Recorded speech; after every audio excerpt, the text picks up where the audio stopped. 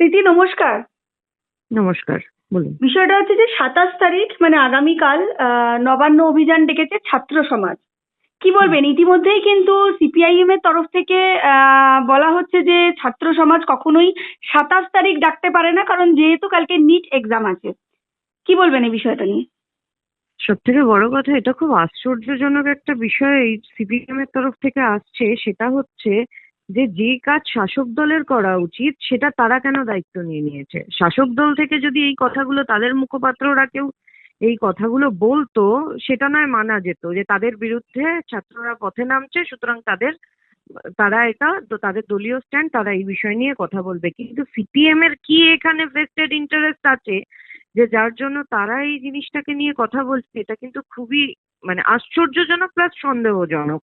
আমি গতকালই একটি ইন্টারভিউতে দেখছিলাম যেখানে সিপিএম এর একজন নেতা উনি বললেন যে প্রেস কনফারেন্সে যে আমাদের যদি যাওয়ার হয় আমরা তাহলে সিবিআই এর অফিসে যাব, আমরা সিজিও কমপ্লেক্স যাব, আমরা নবান্ন কেন যাব? ইস্যুটা তো এখানে সিজিও কমপ্লেক্স যাওয়ার না, ইস্যুটা তো এখানে সিবিআই ঘেরাও না, ইস্যুটা তো হচ্ছে এই যে মমতা বন্দ্যোপাধ্যায়ের নেতৃত্বে তার পুলিশ যে ঘটনাটা ঘটিয়েছে। স্বাস্থ্যমন্ত্রী হিসেবে, পুলিশ মন্ত্রী হিসেবে তো তার তাকেই তো এটা জবাব দিতে হবে। জবাব তো একদমই প্রীতি, রাষ্ট্রকে দিতে হবে। একদমই প্রীতি, কারণ সুতরাং এটা কেন নারীদের সুরক্ষা। ধামাচাপা দেওয়ার চেষ্টা করা হচ্ছে? কেন ধামাচাপা দেওয়ার চেষ্টা করা হচ্ছে? আজকে যারা এই জিনিসটা বলছে যে কালকে নিট পরীক্ষা আছে, তারা হয়তো ভুল কিছু বলছেন না। যে পরীক্ষা আছে তার সাথে আরো একটা জিনিস মনে করিয়ে দেব। এর আগে বামেদের সরকার থাকাকালীন কিন্তু 2000, খুব সম্ভবত 2007 সালে একবার উচ্চ মাধ্যমিক পরীক্ষা বন্ধ হয়ে গেছিল, কারণ তৎকালীন যিনি বিরোধী নেত্রী ছিলেন, এখন যিনি এখানকার মুখ্যমন্ত্রী মমতা বন্দ্যোপাধ্যায়, উনি বাংলা বন্ধ রেখেছিলেন। প্রীতি, বিষয়টা হচ্ছে যে মহিলাদের সুরক্ষা, বাংলার প্রত্যেকটা মানুষের সুরক্ষা, নির্বিশেষে মহিলা পুরুষ নির্বিশেষে, এবং সেই সুরক্ষা রাজ্যের হাতে, প্রশাসনের হাতে। তাহলে কেন বারবার সিজিও কমপ্লেক্স বা সিবিআই দপ্তরের দিকে যাওয়ার প্রসঙ্গ উঠছে? সুরক্ষা তো দেবে রাজ্য সরকার, সুরক্ষা তো দেবে প্রশাসন। সম্পূর্ণ সম্পূর্ণভাবেই তাই। প্রথম কথা হচ্ছে, আমি কালকের যে এই নবান্ন অভিযান সেটাকে একটা জিনিসই বুঝি, এটা ছাত্র সমাজ ডেকেছে, তার জায়গায় যদি নাগরিক সমাজ ডাকতো, তার জায়গায় যদি অন্য কেউ ডাকতো, বিজেপি ডাকতো, সিপিএম ডাকতো, আমার জেনে লাভ নেই। যেটা একজন পশ্চিমবঙ্গের মহিলা হিসাবে যে নিরাপত্তাহীনতায় রোজ রোজ ভুগছি, আমার কাছে শুধু ওইটুকুনি ওইটুকুনিতেই হতাম এটাকে সাপোর্ট করার জন্য যে আলটিমেট যারা আমাদের নিরাপত্তা দিতে ব্যর্থ তাদেরকে ঘেরাও করা হবে। সুতরাং বারবার এখানে সিজিও কমপ্লেক্স কেন আসছে, সিবিআই কেন আসছে, আমি জানি না এটা যে ইন্ডিয়া জোটের বৈঠকের পরবর্তী স্ট্যান্ড সিপিএম এর কিনা, কিন্তু তারা যেভাবে এই জিনিসটাকে ভীষণভাবে মানে বিরোধিতা করছে। আমার কথা হচ্ছে, তারা যদি পার্টিসিপেশন না চায়, তারা পার্টিসিপেট করবে না, তারা চুপ থাকবে। তাদেরকে তো আহ্বান জানানো হচ্ছে না, সকলকে পশ্চিমবঙ্গের সর্বস্তরের মানুষ আহ্বান জানানো হয়েছে। And this is the need of the hour. আজকে যদি রাষ্ট্র জবাব না দেয় তাহলে কবে দেবে? সেখানে জল ঘোলা করে, ঘোলা জলে কারা মাছ ধরার চেষ্টা করছে? হঠাৎ কেন তৃণমূলের বি টিম হয়ে অন্য একটা টিম নামার চেষ্টা করছে জনসমক্ষে? এটার জবাব তো তারাই দিতে পারবে না। দিদি, ছাত্র সমাজ থেকে যে নবান্ন অভিযানের ডাক দিয়েছে সেখানে স্পষ্টত জানানো হয়েছে যে কোনো রাজনৈতিক দলের দলীয় পতাকা নয়, পতাকা ছেড়ে সবাই একসাথে একটাই দাবিতে যোগদান করার জন্য। কি বলবেন? ইতিমধ্যেই কিন্তু নর্থ বেঙ্গল বা বিভিন্ন জায়গা থেকে এই অভিযানে মানুষ যোগদান করবে বলে, সাধারণ মানুষ, কোনো রাজনৈতিক বিষয় নয়, তারা ইতিমধ্যেই অনেকেই কলকাতা ঢুকছে বা আসছে, যেটা আমরা জানতে পারছি সূত্র মারফত। কতটা সফল হবে বলে মনে হচ্ছে? মানে তুমি কতটা আশাবাদী? ক্ষেত্রে যেভাবে আমরা বেশ কিছুদিন ধরে দেখে যাচ্ছি এই আরজিকর ঘটনাটাকে কেন্দ্র করে, এখন 14ই আগস্ট রাত্রিবেলা যে মেয়েদের রাত দখলের ডাক করা হয়েছিল, সেখানে শুধু কিন্তু সিপিএম, বিজেপি বা কারা ডাকছে, কোন ছাত্র সমাজ ডাকছে, কোন মহিলারা ডাকছে, এইটা ভেবে কিন্তু মানুষ রাস্তায় নামেনি। যারা এটা ক্রেডিট নিচ্ছে, যারা রাত দখলের ডাকটা ডেকেছিল, তাদের এই কর্মসূচিটাকে সম্পূর্ণভাবে সমর্থন করি। তার সাথে একটা জিনিসও আমি যেরকম জানি কারা এটা ডেকেছে, পশ্চিমবঙ্গে যে যে জায়গায় রাত দখল সেদিন হয়েছিল মানুষ কিন্তু জানতো না। মানুষ শুধু একটা জিনিসই জানতো, যে মানুষ নিরাপত্তাহীনতায় ভুগছে, তাদেরকে রাস্তায় নামতে হবে। সুতরাং এই জায়গা থেকে দাঁড়িয়ে কালকের যে কর্মসূচিটা আছে নবান্ন অভিযান, পুরো পশ্চিমবঙ্গের মানুষ ঠিক সেইভাবেই 14ই আগস্টের মতোই তো কালকে রাস্তায় নামবে। সেটা রাতে ছিল, আজকে দিনে নামবে। এর মধ্যে তো তফাৎ বা কাদা ছোড়াছুড়ি এটা কার, এটা নিয়ে কাদা ছেঁড়া করা, ময়না তদন্ত করার তো কোনো প্রয়োজন নেই। উদ্দেশ্যটা কি? যে আমাদের নিরাপত্তা দিতে বাধ্য তাকে গদি ছাড়তে হবে। সেইটা এটা এটা কি এনাফ হতে পারে না রাষ্ট্রের কাছে জবাব চাওয়ার জন্য, তার দোরগোড়ায় যাওয়ার?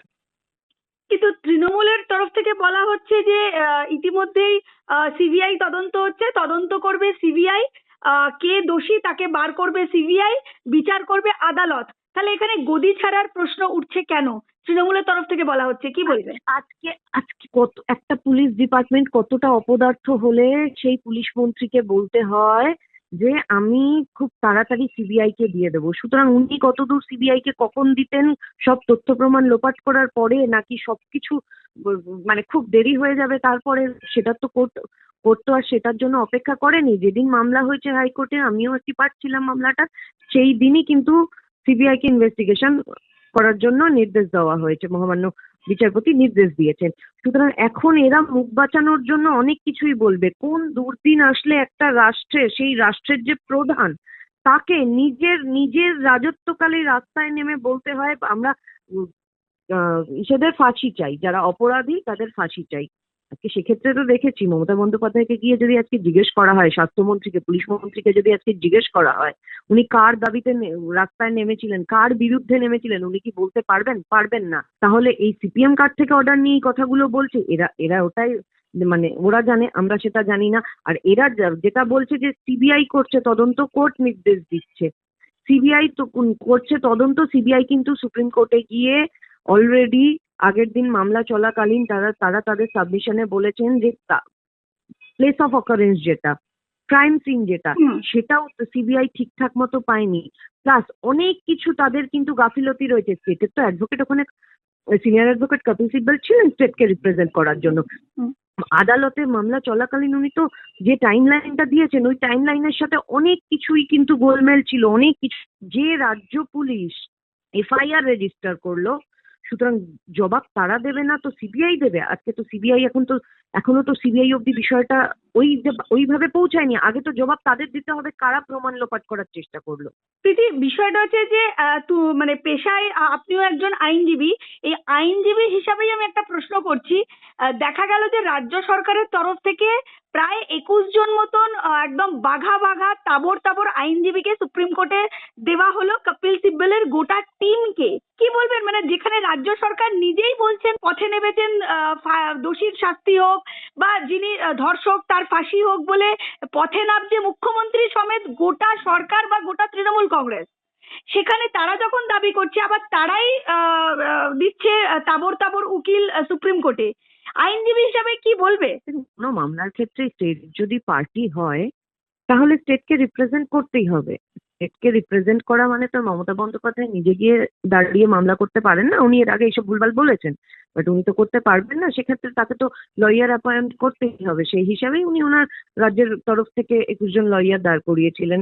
কিন্তু এখানে আরেকটা বিষয় হচ্ছে, মানে একটা মানুষের কি পরিস্থিতি হলে সে নিজের সরকারের বিরুদ্ধে নিজের রাস্তায় নামছে। সুতরাং এখানে ডিফেন্ড করার জন্য তার তো অ্যাডভোকেট লাগবে। 21 জন কেন, কালকে যদি 121 জনও দাঁড় করিয়ে দেয়, আলটিমেট যেভাবে হচ্ছে তো তাদেরকে আগের দিন হতে হয়েছে, 10 দিন পরে 10টা ডেটও যদি চলে যায়, 10 নম্বর দিনেও কিন্তু তাদের ওই পরিস্থিতিই হবে।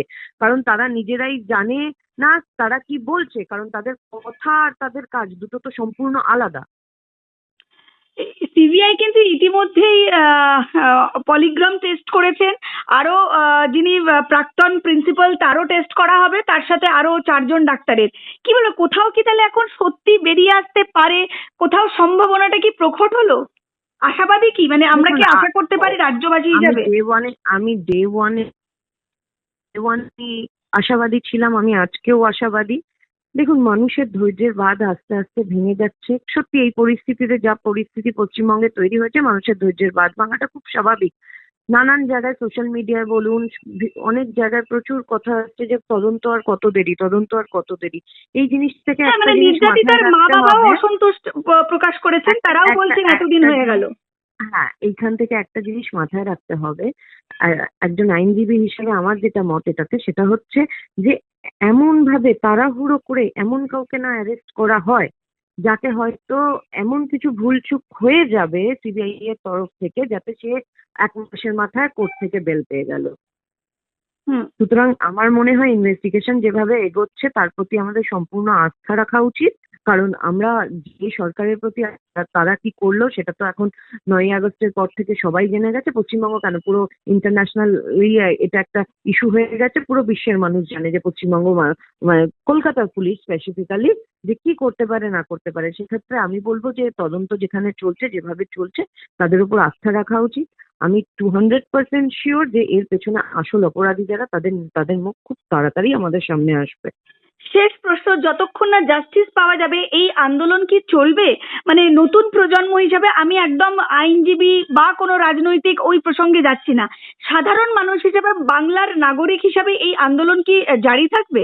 যেখানে একটা সরকার সেই সরকারের ভোটারদের মানুষ হিসেবে না নরখাদক হিসাবে পরিণত করেছে, বাকি যারা রয়েছে তাদের মানে টিএমসির মধ্যে যারা রয়েছে তাদের তো প্রত্যেককেও দেখতে হবে যে তারা কি কি করছে না করছে। হ্যাঁ, মানে এই আন্দোলন কি তাহলে চলবে যতক্ষণ না জাস্টিস পাওয়া যাচ্ছে? অবশ্যই চলবে, অবশ্যই চলবে। স্টেট গভর্নমেন্ট যেখানে ফেলিয়ার একটা ন্যূনতম সিকিউরিটি দিতে একটা মানুষকে, তার যারা ভোটার, এদিকে লক্ষ্মীর ভান্ডার দিচ্ছে, একদিকে কন্যাশ্রী দিচ্ছে, রূপশ্রী দিচ্ছে, অন্যদিকে নিরাপত্তা দিতে তারা ব্যর্থ। সুতরাং আজকে আমরা পথে নেমেছি নিরাপত্তার জন্য, আজকে পথে নামছি কালকে সুস্থভাবে বাড়ি যাতে ফিরে যেতে চাই। আমি কেন, আমার মতো পশ্চিমবঙ্গের 5 কোটি যেন সুস্থভাবে বাড়ি ফিরে যায়, এই লড়াই প্রত্যেকের জন্য। যত জাস্টিস পাওয়া হবে, যতদিন না বিচার হবে, সরকারের যে জায়গায় সরকার পুষে রেখেছে, সন্দীপ ঘোষদের যে এরকম পোস্টিং দেওয়া হচ্ছে, যতদিন না সরকার এই ধরনের প্রতিটা জিনিস বন্ধ করবে, আর সর্বশেষ যতদিন না মুখ্যমন্ত্রী তিনি ব্যর্থ, স্বাস্থ্যমন্ত্রী তিনি ব্যর্থ, পুলিশ মন্ত্রী তিনি ব্যর্থ, তিনি পদত্যাগ করবেন, ততদিন এই লড়াই চলবে। অসংখ্য ধন্যবাদ প্রীতি, আবার পরে আপনাকে ধরবো। ধন্যবাদ। ধন্যবাদ, ধন্যবাদ।